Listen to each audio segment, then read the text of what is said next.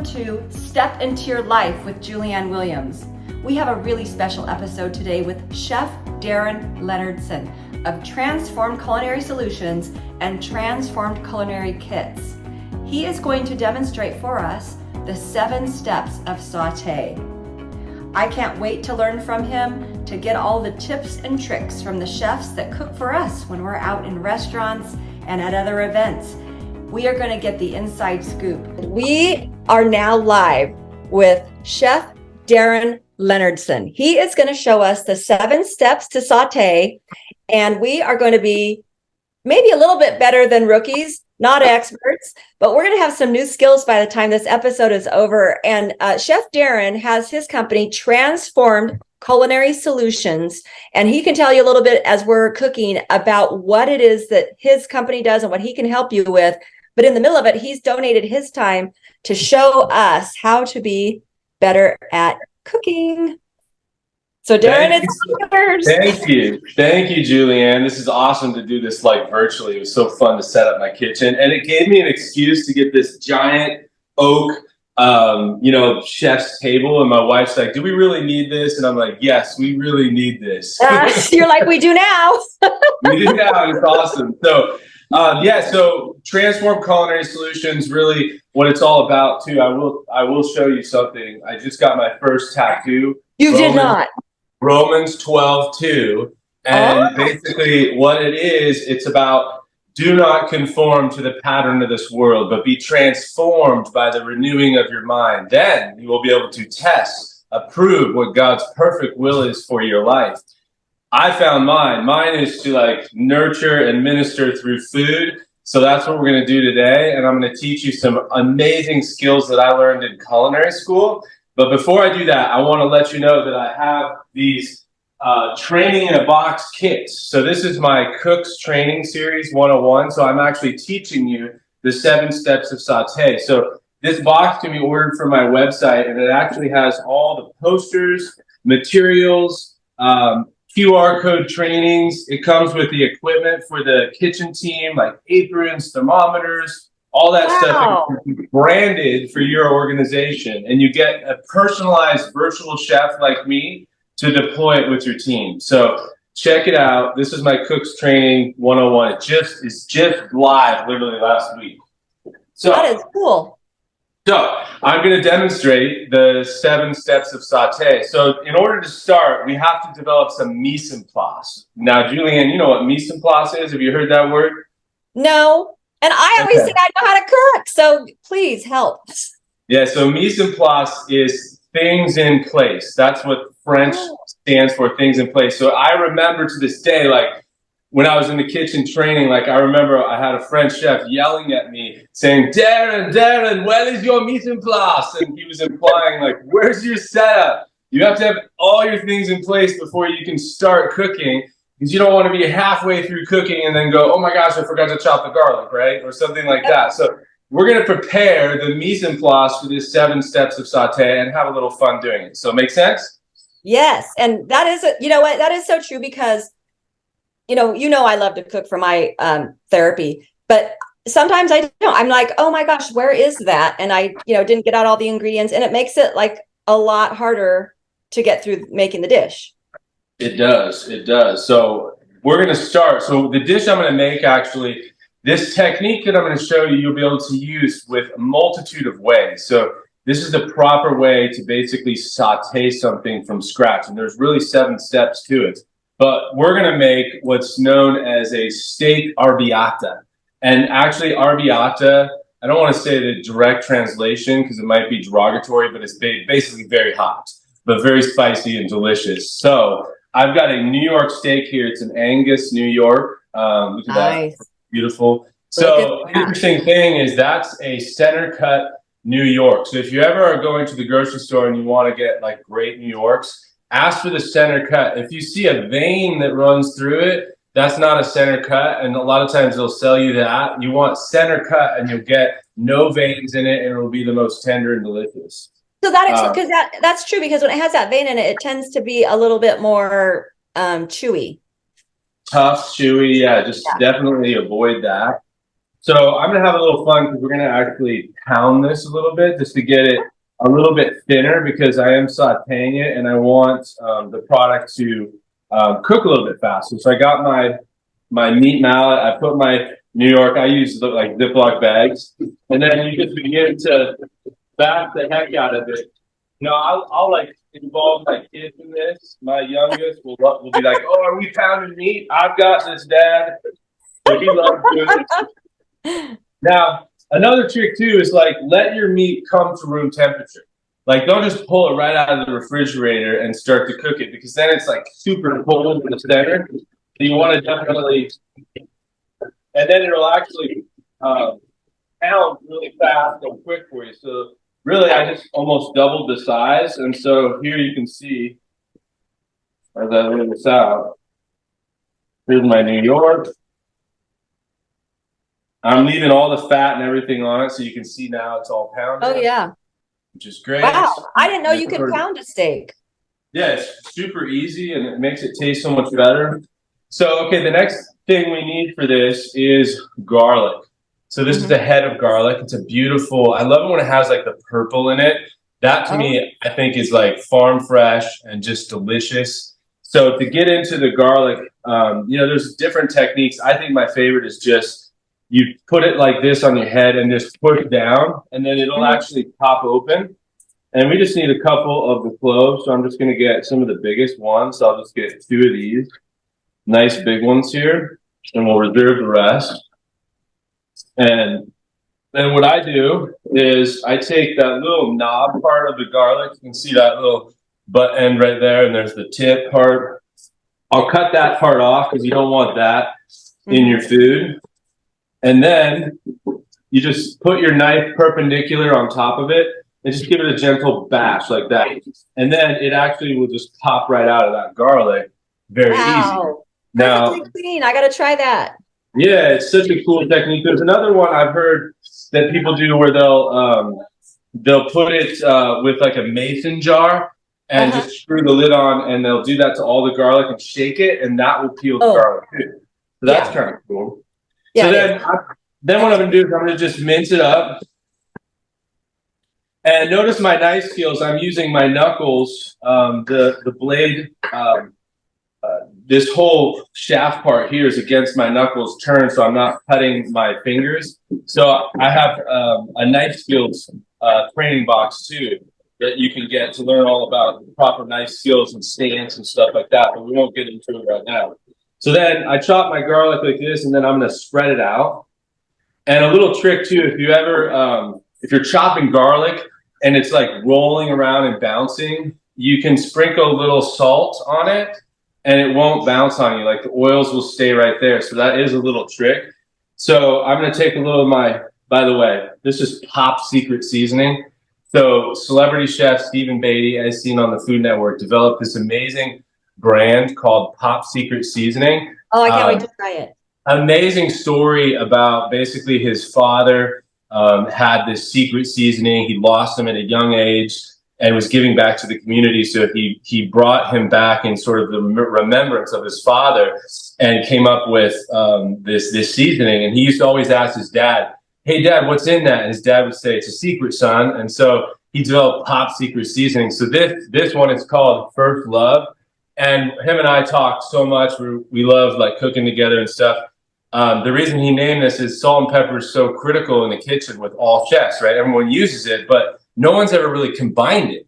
And so what he did is this one has pink Himalayan sea salt and freshly ground black telecherry pepper. So it's incredible, ready to go, and it has this wonderful top. You can just sprinkle it on. So that's what I did here. So it's like the perfect, and it's like the perfect like blend, right? Is that perfect blend? Yeah, perfect.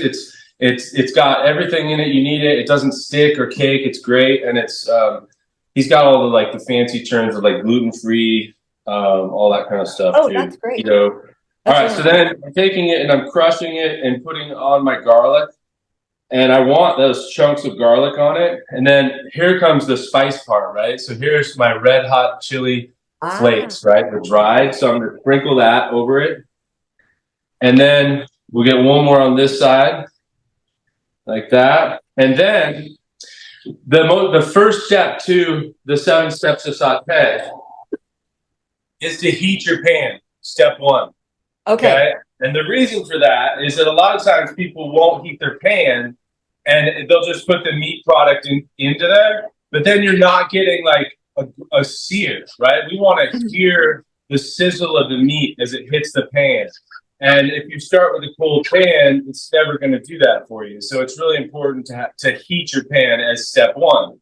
So even as I was doing this, I was like, man, I should have been heating the pan while I was seasoning this steak because I really kind of want it nice and hot. Then the step 2 is to add an oil. Okay, so now what kind of oil to add? It could be butter, it could be coconut oil, it could be peanut oil. It doesn't matter what kind of oil, but you have to add a fat of some kind to the pan because if you don't, the product will stick, and you don't want it to stick because you want to create it where there's a heat barrier so that it's cooking the meat and caramelizing it and starting to create those wonderful flavors. So my favorite blend is actually mixing olive oil with canola oil. And the reason is that like extra virgin olive? Because I read all those things about the temperatures. Is that like extra virgin olive oil, or which version?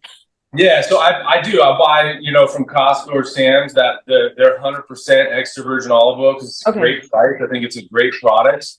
Then I'll get canola oil. And the reason why I do that is that it actually raises the smoke points so you can cook it at a higher smoke. But also, it's actually, you're not supposed to use extra virgin olive oil and actually saute with high heat with it because it actually damages the molecular structure of the oil and I've heard, can be harmful for you. So you want to choose oils that have a high smoke point. But I like the taste of the canola and the olive oil, so that's what I choose. And I had a chef show me that trick with sauteing so that you can increase the smoke point. So the step 2 is add an oil. Okay. And don't ask me like how much oil. Okay. Like we're not going to measure things here.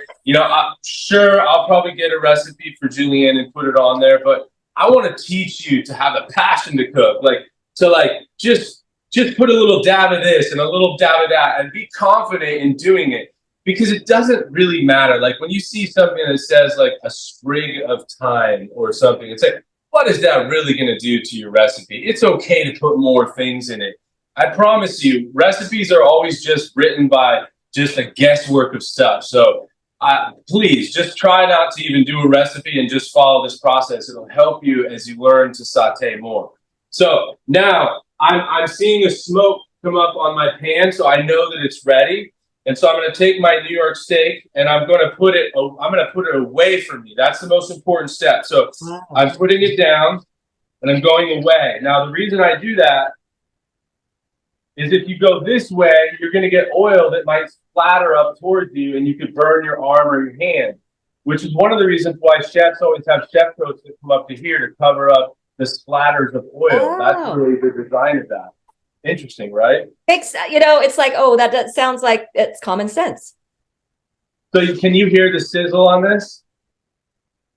I can't. Maybe the camera will pick it up, but I'll show it to you real quick so you can see that it's sizzling. Oh yeah, I see it sizzling. And I have never like put the seasoning like on the cutting board and pressed it in. See, these are the things I love about chefs. You guys have the best stuff. It's a cool little trick, to do. And so I'm just real quick, I'm going to just wash this off and flip it. So bear with me while that's cooking. And of course, you could edit it or speed it up at that process. And then I'm going to wipe it and just flip it. That way it's nice and clean on the other side.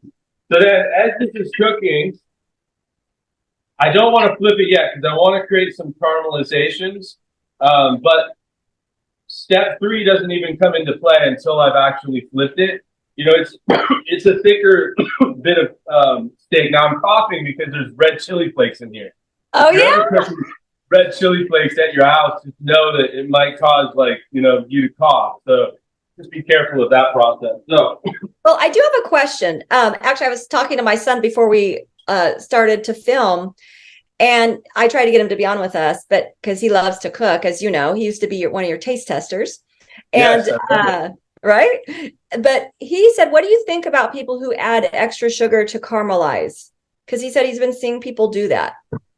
yeah, I mean, the honest truth, I know I'm like coughing from this, is I think that they're not taking enough time. Okay. That things, proteins and vegetables have natural sugars in them, and eventually they'll come to the surface and caramelize. So sugar caramelizes in a pan at 330 degrees. So if you do add sugar, it will caramelize. But I think that if you add sugar on the surface of it, what you can end up with is burned product. And you don't want that bitterness, that bitter taste. So I say don't do that and naturally just let the sugars come up. With the exception of like creme brulee, or if you're doing like dessert, pineapple, and you were grilling it and you wanted to add some sweetness to it, I can understand that. But that would be my recommendation on that. Okay. So I'm going to flip this so you can see, because it's nice caramelization there. So you can see, look at that. Oh, yeah, that looks amazing. And it's not burned. It's nice and caramelized, all that garlic and everything. So I'm continuing to cook there. And I'm shooting for like a medium rare on my New York steak. So then the next thing is we need to deglaze the pan. So step one was heat. Step two step two is add oil. Step three is sear. Okay, so we're in that searing process right now. But we want to deglaze, and the reason we want to deglaze is there's it's called foam, F-O-N-D. You see those little tiny bits in the pan right there? Yes. Those are stuck to the pan, and we want those to be released so that they create flavor in the ultimate product that you're about to do. So to deglaze, it's important to use an acid of some kind, because the way that the acid reacts to the pan is it releases the foam, and the acid could come in a few different forms. It could be wine, right? It could be lemon juice. It could even be stock, or it could be water. There's actually acid alkaline levels in water, so you're able to still release the foam from the pan. So in this case, I've got some fresh beef stock right here that I made in the back there. I'm still coughing from the chili. I know. Next time. We know it'll so then stop. I'm gonna deglaze the pan. So watch this as I put this in, and you can see it's bubbling, right? And it's releasing that foam from the pan. I don't need too much, but I'm still cooking it at this point, right? It's still working, because this is my step 4 is deglaze. Then so deglaze with the wine. Then step 5 is add a sauce. Okay. Now your dish may not require a sauce, but it might. This steak arrabbiata doesn't necessarily require a sauce, but I thought, since I had that beef stock, I wanted to add some more flavor to it. So I probably should have, and I should have deglazed with a lemon, because I definitely want lemon flavor. So you could, use your hand like this and strain the lemon in. So I should have deglazed with that. And that's totally appropriate. And then I should have added the beef stock as my sauce, which would be step 5. Then step 6 is reduce. Okay? Reduce. And the reason you want to reduce is you're concentrating flavors. So you're evaporating water, H2O, from this, and you're reducing that flavor. And from a culinary perspective, that's what chefs are always trying to do. They're trying to bring out as much flavor as you possibly can. So by eliminating water and letting it evaporate, you're just developing that overall concentrated flavor, which is phenomenal. And so that's essentially what we're doing here. And so then, I have a question. So have you changed the temperature of the hot plate at all, or is it the same? So ask me about the temperature of the hot plate. What are you talking about? Yeah. So did you like, so you had it really hot. I don't know if you have a temperature or like a high, medium, low, or whatever. But did you have you lessened the temperature since you did that? No, good question. I kept it on high heat. Okay. But yeah, you're fine. But I did lower the temperature at one point just to prevent any of the burning. So it was on high to begin with. Then as I was searing, I then after that second flip, I turned it down to, I would say, medium high. Okay. So Does it's that still make pretty hot. sense? Yep. Yeah, still pretty hot because this is a saute that we're doing. And so now my sauce has been thickened. It's really kind of ready, so to speak. So I'm gonna turn my heat down actually a little bit lower. So we'll turn it down just to a little low, and then I'm gonna grab some butter because this is our step 6 and 7. So 6 is to reduce. Mm-hmm. 7 is to finish completely the sauce. And so by finishing it, that could mean maybe you need to taste it. A little bit of salt and pepper might be needed. Maybe you need a little bit more acidity, like maybe you want a little bit more lemon, so you can just give it a little taste test. That's actually really good. Got a nice bite. It's fine that you deglaze the pan with the broth. It is, yeah. No, it worked exactly. It's like, okay, I made a mistake with the recipe, but so what? It still comes out. Like, it's fine. So I have some butter here. Here's some unsalted butter. I'm going to just take cold butter. Is amazing in adding it as an emulsifier into the sauce. So by taking this cold butter in here, what it does is it creates an emulsification. So this sauce will combine with this steak sauce that's been reduced and create basically a thickened sauce because of the way that the butter's cold and the sauce is hot. And it's known as nappe, which is what the French call it. It's where it coats the back of a spoon. So you would take it up like this, and if you go like this and you have like a spoon, a finger mark, it's like the perfect consistency and it's great. Okay. So then it's ready. So what I'm going to do is I'm going to pull out my steak like this, and I'm going to just pour a little bit of my sauce over the top of that steak like that. But I have a little bit of fun. We're going to do a little bit of salad with this to finish it off to make it really good. So you could certainly eat that just like that, and it would be absolutely delicious, right? But here's something really cool that you could do to elevate this. So let me put this over here. So you can take, if you have a burner, you can take, if you've ever done this, you can do roasted chili peppers or bell peppers on a burner like this and basically blister it and kind of roast it per se. It probably takes, I would say, just maybe like 3 minutes on each side and you're good. And then it just gives it a nice caramelization. I have some burners over there that are not as deep as this and it'll roast. You can see it. It's actually starting to blister already. Oh, yeah. A little bit. So then to make my sauce or my salad, I'm going to use fresh arugula. I love the way it tastes. It's also known as like rocket green. So it has like a little bit of bitterness to it, but it's also kind of sweet.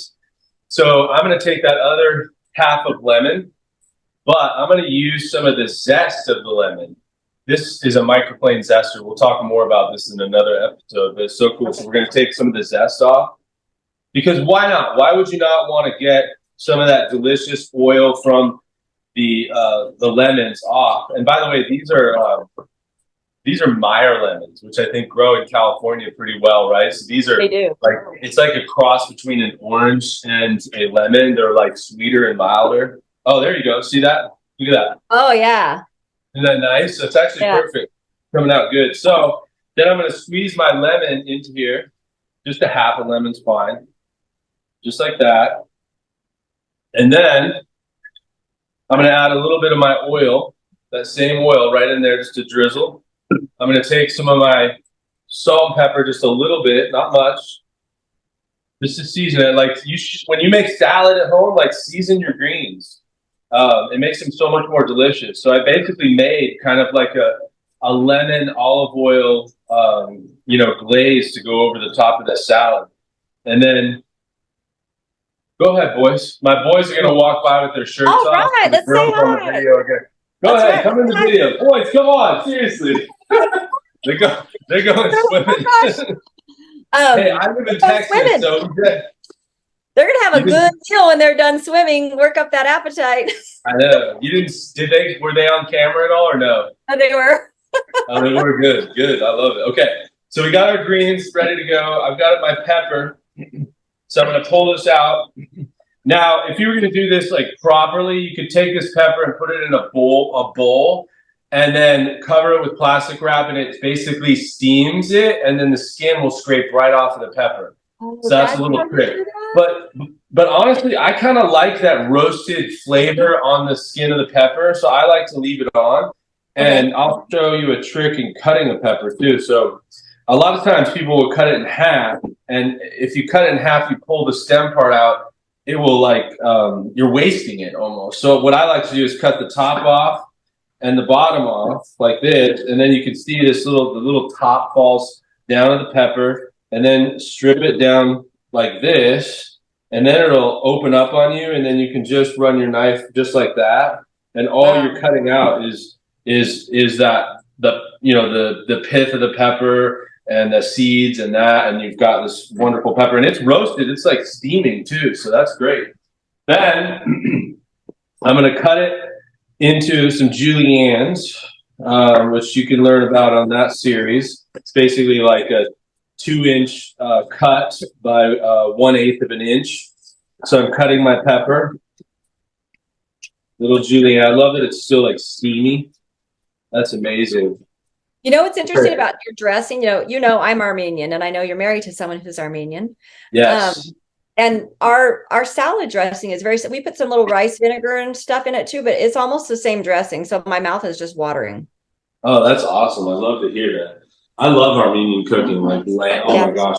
That's the show I could do. I couldn't do this, but I can do anything Armenian. We'll do that next. So then I'll put some of these red peppers in with the arugula while it's nice and warm. Toss that around, and then let's build this on the plate, right? So maybe this is just for you, or maybe let's say if you're here and I'm making it for you and I. This will be a nice side, and I want the beautiful peppers to be on top like that. Mm-hmm. And then the king of cheese, which I have right here, and I'll leave you a little secret too. So this is Parmigiano Reggiano. Okay, now you could pay, it's quite expensive, right, when you buy a chunk of it. Little secret is a lot of times now, the grocery stores will have containers of basically the crust, because they've cut out all the good stuff. But if you see this, I only paid for 10 of these, $2. And look how much cheese is still on that, right? And that's where the good stuff is right there. So use your microplane zester and grate that wonderful cheese over the top of that salad, because it's awesome. Woo! And let it flow down like it's snow. That's what's so fun. Okay, so now our steak has been resting, and that is the key to a wonderful steak. You can see the juices. Some of the juices came out of it. So then I'm going to cut off this little fat chunk here, and I got a little. I have a little schnauzer that's been down here begging. I know. He's like, hey, or she. We're going to give him a little piece.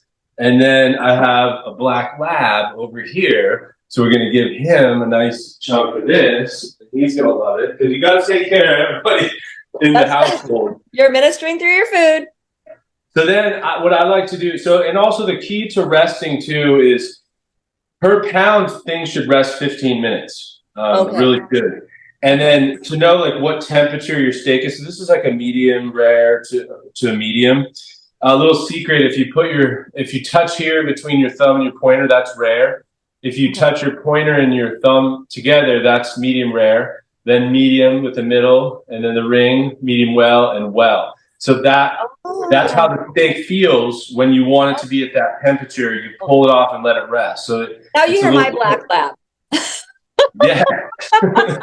You could use your black lab. So then I'm going to slice this steak at a bias cut. So I'm cutting like this. Oh man, this looks good. Now, because people might say in the video, why is he not eating it?